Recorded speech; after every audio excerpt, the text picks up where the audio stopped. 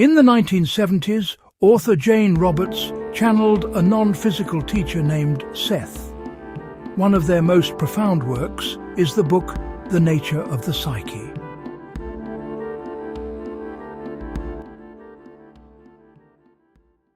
What if your soul isn't a thing you have, but the living energy you are?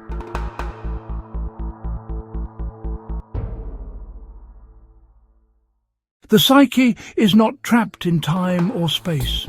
It's a timeless field of aware energy, a creative gestalt that holds every version of you at once. Past, future, and all possible nows exist inside it, like rivers flowing into one ocean. Your soul is not male or female. It's the source from which all expressions of gender emerge. It's the quiet knowing that says, I am whole. I contain everything.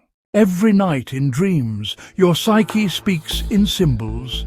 Every daydream, every sudden inspiration. These are love letters from your deeper self, reminding you, you are the artist. Reality is your canvas. Illness? A signal. Not punishment, but a whisper. Something inside is out of rhythm.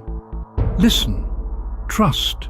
The psyche wants to dance, not divide. You are not a drop in the ocean. You are the ocean in a drop.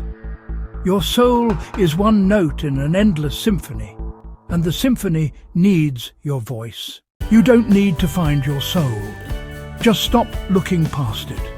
Breathe, dream, create. Feel the quiet joy that says, I am here, I am enough. That voice? That's your psyche, and it's been waiting for you to listen.